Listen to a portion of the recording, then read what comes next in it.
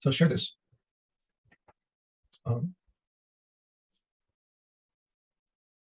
I've talked about this before, but it's been a few months, and so it's probably lost on us. Because so much of this is perception. Do you have the eyes to see? Are you using them? How are you using them? Of course you do have them. This question, are you using them? How are you using them? Okay. Language and such a hypnotic thing, it disguises for us what's going on. Like when I was looking at a tail and it's like, oh, these people are, I saw something that was unhappy, problem. And then, I saw all the beauty everybody was creating with beautiful art and love they were putting into all their expressions in the food and the dance and the music and the clothes. I saw beauty. Nothing in the external world changed. Only my internal world changed. The outside world was still the same. And I felt completely different.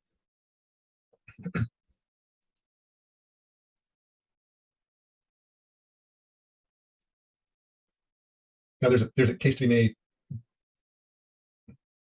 Did I change my internal world? Or did I look at a different version of it?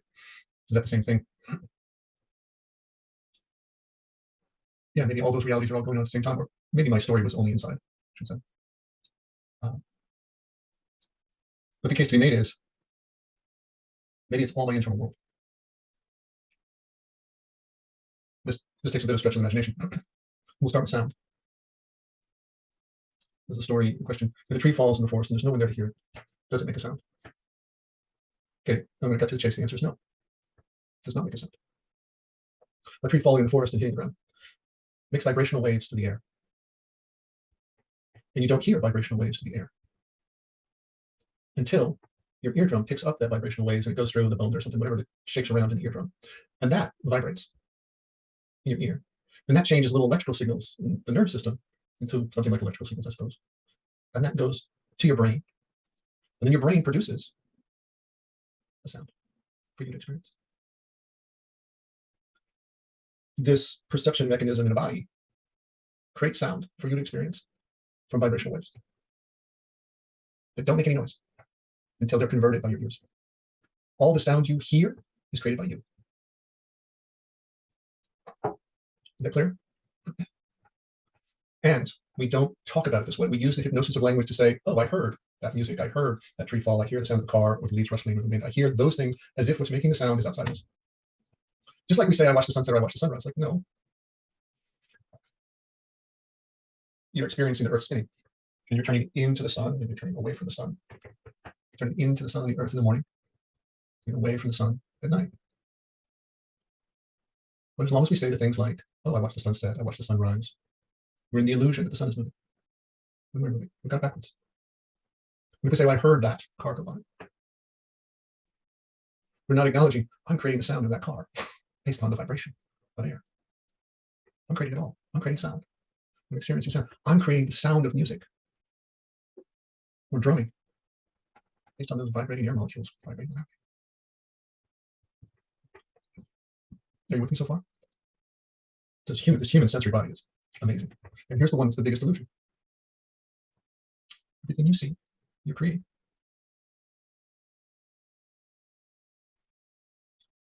Look outside. It has the appearance that I'm looking at a tree. That's the appearance. Just like it appears that the sun is moving. But I might be looking at the opposite of a tree, right? For one, because the light that's hitting that tree is bouncing off and going into my eye. And the colors I see are the ones that are reflected, so the ones that aren't absorbed. So the colors, it's actually being absorbed by that tree, which actually might be the color it is. Like a black object absorbs all the light, doesn't reflect any.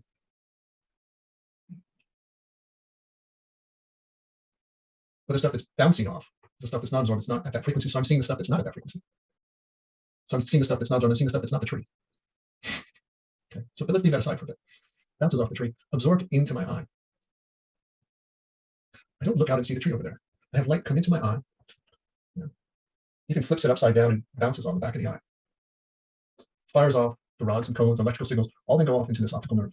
It's electrical signals, pulses from billions of sensors. It's much in the way that it's a camera is pointed here. The camera's pointed at me. This camera then converts that into electrical signals for every pixel and sending it to the wires to you. That's what your eye is doing. You don't have an image on your screen of me. You've got now a bunch of electrical signals. And what is the display monitor you're looking at? It takes those signals and it converts it to a picture. Your picture on your screen. And your eye and your brain do the same thing. Those electrical signals from your eye go to your brain, and the brain takes those electrical signals and says, let me paint you a picture that represents the world outside. Here is a virtual version. Here's my eyes, my brain's interpretation of what the light is telling us. And displays for you a picture of the tree, whatever it is. And so now my brain has created an image of a tree, and it tells me, through this illusion of depth perception and binocular, it's like created two of them. It says, well, let's map them over and let's know from learned distance, like it appears that tree is out there in the distance of 50 feet away. It gives me the presentation of distance. My brain does. And my brain orders all the light coming in, which has no distance reference. Light coming in is just light coming in. It has no distance. But my brain says, well, this eye is giving this one, this eye is giving this one. So let me take those two images of firing pixels of light, and let me present now a three-dimensional hologram and order things in distance all around you. And let me build that world, that virtual world, inside your brain and show it to you as if it's outside.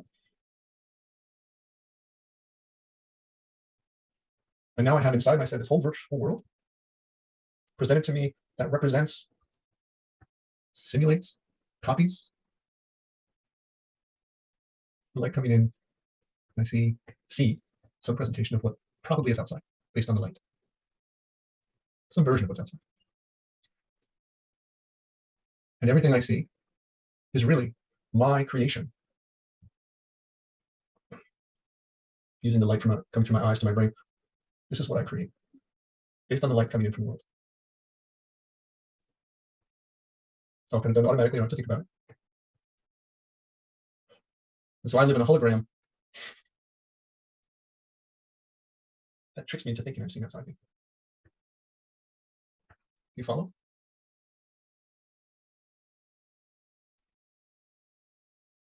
This is how your mind, brain, eyes create a virtual world. It's your world. What you see, what you hear.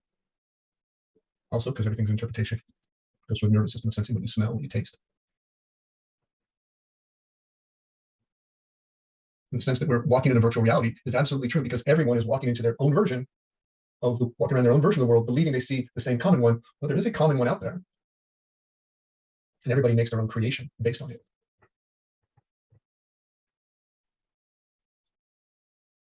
Yes, Lisa.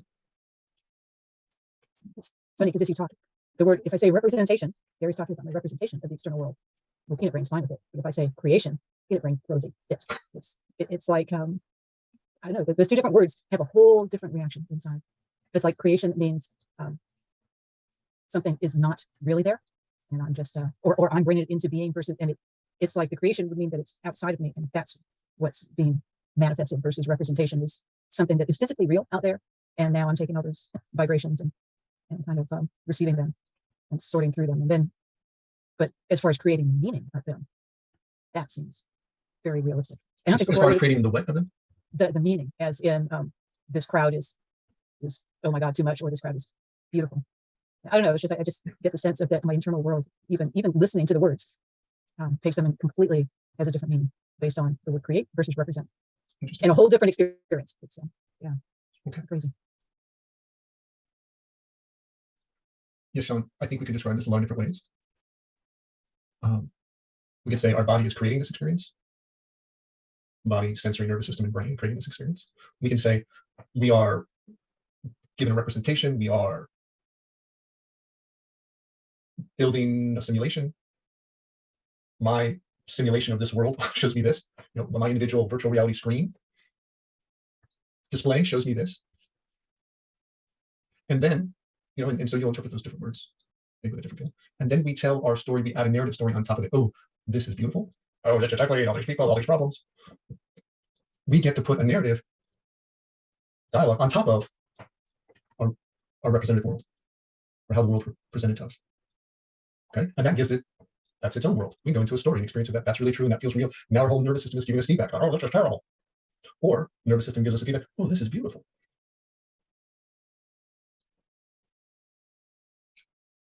The part we do get agency over is the kind of story we tell, and whether we believe it or not. Sometimes a lot of the stories we tell, we don't get to control. They're automatically there, so we go and change them. And the more skill you have of believing them or not believing them changes how you feel. But certainly, yes, I'd say our body, eye, brain as its own system is presenting it to us this way, and not us, but we do get a say in the part of the story we tell or the story we believe about it, depending on how much control we have over the narrative stories in our internal dialogue. So it's another element of experience at the same time. Oh, this is beautiful, or oh, this is terrible. Then that becomes your creation.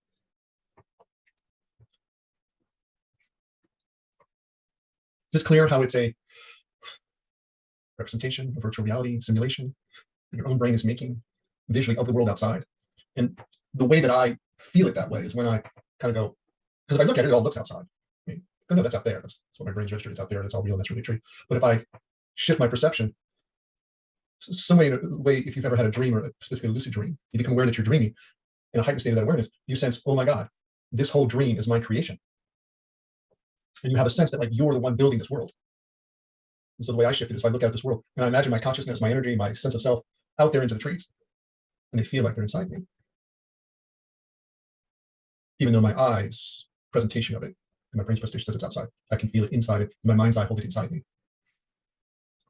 So that's one way I shift perception to feel that it's my world that I'm creating. Yes, Jasmine? How far does it go, Gary? Do you actually feel? Do you actually? So, feeling in an emotional sense, or from that different perception where, or do you go so far that you almost dream into like what the leaves would be feeling, or what the trees? Is it more of a? Do you understand what I'm asking? I don't feel each individual leaf or individual tree like that unless I like really put my attention into it in a specific way, imagination. But if I put my attention say in the forest, then I feel just this general feel. Mm-hmm. And then if you I get that experience too, then you can dream what it would feel like to be that tree. I guess my curiosity is like, if it's actually possible to move your consciousness outside of your body. I don't think I'm making sense. It's okay. Let's move on. Okay. Yes, it's possible. And do you have to move your consciousness outside your body when all the light is already moved into my body, and I already have a copy to work with? That tree, that mountain, the sun is already inside me, or at least a version of it is already inside me.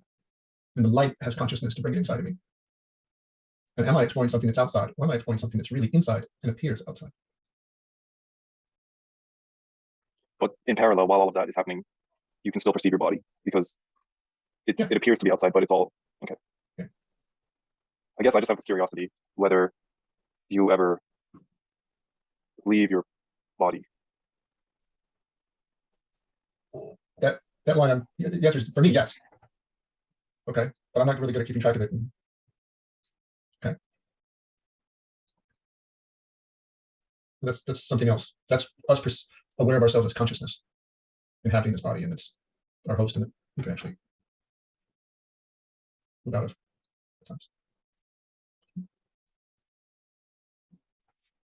I think my journey here with this topic has been to what is perception, creation, experience, which is creation of a story versus creation of light, creation of your world, and in that way taking responsibility for it, and also connecting you closer to it. It's not out there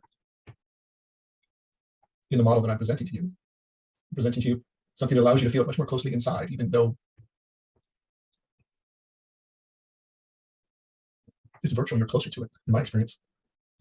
I'm not separate from my creation. I'm experiencing ownership of the way my body, my nervous system, this sensory being is building my world.